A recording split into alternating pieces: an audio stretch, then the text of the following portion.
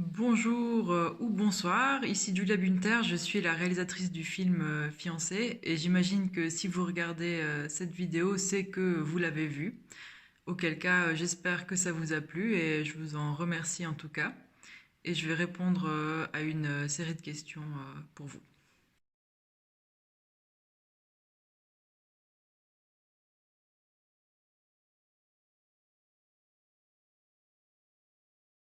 Alors, concernant le Caire, c'est un peu par hasard. En fait, à la fin de mes études de cinéma, j'ai rencontré une productrice suisse d'origine égyptienne qui voulait faire un documentaire télé pour la RTS en fait en Égypte et elle m'a emmené là-bas. Mais je connaissais rien de l'Égypte et du Caire et on s'est rapidement rendu compte que ça allait pas être possible. Mais par contre, une fois arrivé sur place, j'ai vraiment eu une espèce de coup de cœur en fait pour l'Égypte et pour la culture égyptienne. Et du coup, je voulais quand même faire quelque chose là-bas. Et du coup, j'ai voulu faire un documentaire de cinéma. Et ce qui m'intéressait à la base, c'était de faire un documentaire sur les gens qui recherchaient des appartements. Donc j'ai commencé à... Parce qu'en fait, voilà, le Caire, c'est une espèce de grande mégalopole. Il y a 20 millions d'habitants, il y a un marché de l'immobilier qui est hyper tendu et il y a quelque chose autour des appartements, de l'immobilier qui était intéressant. Et quand j'ai commencé à faire mes recherches, je me suis rendu compte que les gens qui voulaient vraiment avoir l'appartement, c'était ceux qui voulaient se marier. Parce que c'est un des prérequis, en fait, d'avoir un appartement pour se marier. Et c'est comme ça que le film a dérivé sur la question du mariage, plutôt. En fait, c'était par des annonces Facebook que je les ai trouvées. Au début du processus, je cherchais plutôt à travers mes contacts sociaux au Caire et tout ça, des couples qui allaient se marier, je leur posais la question est-ce que vous voulez, est-ce que vous voulez pas. Et souvent ils me disaient oui, et ensuite ils disparaissaient parce qu'en fait en Égypte c'est parfois un peu compliqué de dire non de manière frontale, mais ça m'a pris un petit moment pour le comprendre. Et du coup, après plusieurs essais infructueux, j'ai décidé de passer par Facebook. Et là, du coup, on a rencontré plusieurs couples et en fait, on a fait notre choix comme ça.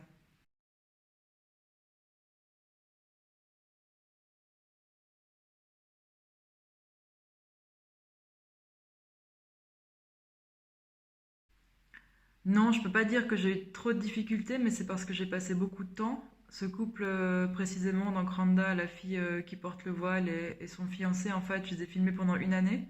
Donc, après une année, on se connaissait quand même bien. Et cette scène précisément, c'est intéressant parce qu'en fait, le mariage était sans cesse repoussé.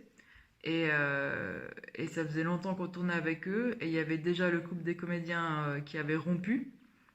Et du coup, j'avais besoin qu'ils se marient, quoi. Enfin, là, j'avais pas un budget extensible à l'infini. Du coup, si eux, sur qui j'avais beaucoup investi, ne se mariaient pas, ça allait être compliqué pour moi. Et du coup, j'ai organisé en fait ça, avec leur accord évidemment, de faire cette scène pour qu'ils puissent parler, pour qu'ils puissent résoudre les tensions et que pour que accessoirement ils se marient quoi. J'étais assez claire avec eux, j'étais là les gars, il faut régler les problèmes maintenant quoi. Et du coup on a fait cette scène et ça s'est passé assez naturellement et effectivement il y avait besoin quand même de discuter de certaines choses donc ça a été bénéfique pour tout le monde à la fin je pense.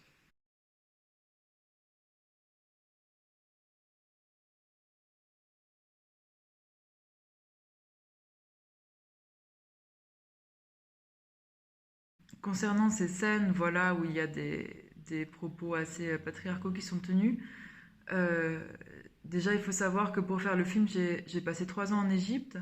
Donc, les 2 premières années, c'était pour écrire et financer le film et pour essayer de comprendre en fait l'Égypte, qui était un pays que je connaissais pas du tout. Du coup, au moment où j'ai filmé ces scènes-là,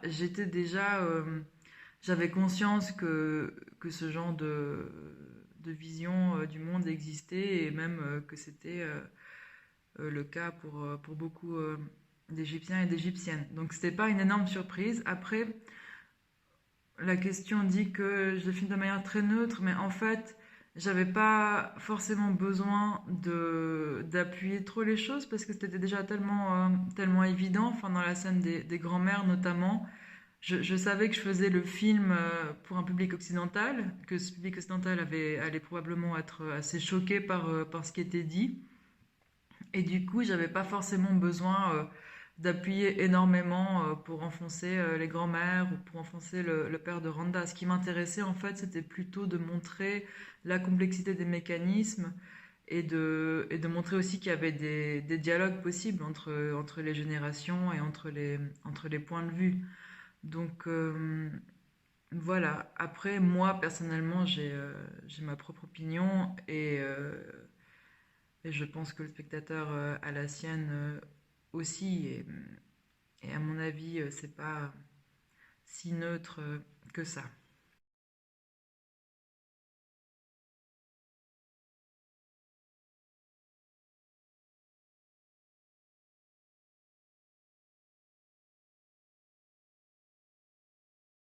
Moi, je pense que ce qu'il faut distinguer, en fait, c'est ce qui se passe dans le privé au sein des couples et, euh, et le dialogue qu'on a après avec la société.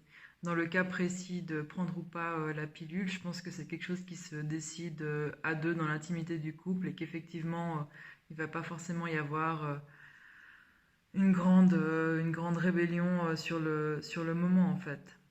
Je pense qu'il y a beaucoup, effectivement, de comment vous dites, façade de bonne conduite, oui.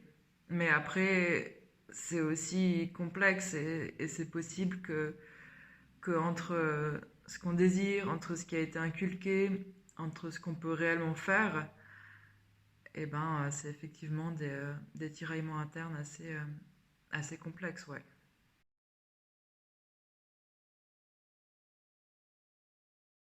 Oui, absolument.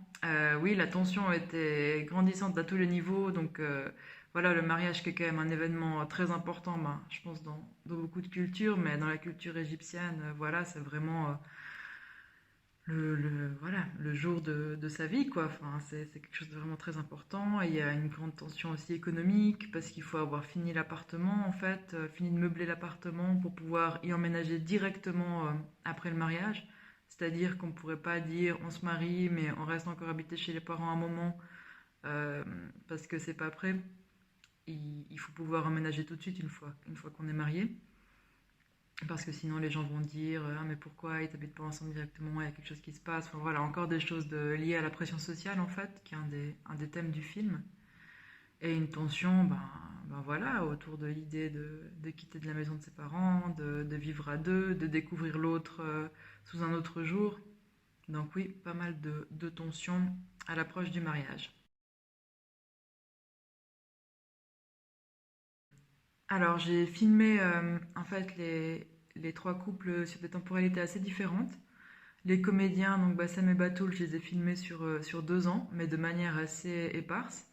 Randa et Abdou, donc la fille avec le voile, c'était une année, mais une année assez intensive. Et les chrétiens, c'était juste quelques semaines avant le mariage.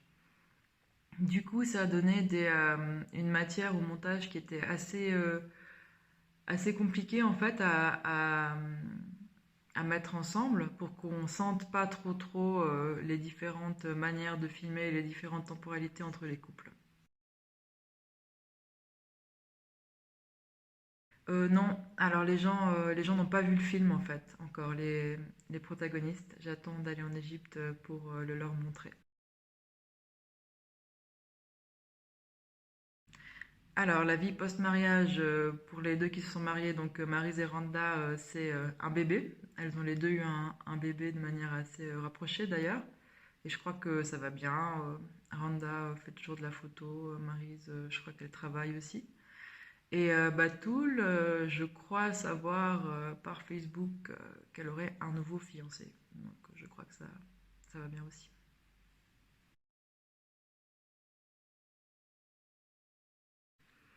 Alors, à travers mon film, j'aimerais que, en fait, on se pose, on le regarde et on se pose des questions et on se dise, ah tiens, c'est quand même plus complexe que ce qu'on pensait ou que ce qu'on aurait pu imaginer. Que c'est pas parce qu'on vit dans une société qui est patriarcale, qu'il n'y a pas de négociation, qu'il n'y a pas de débat en fait entre les gens, entre les couples, entre les générations. Et ça, je voulais le montrer.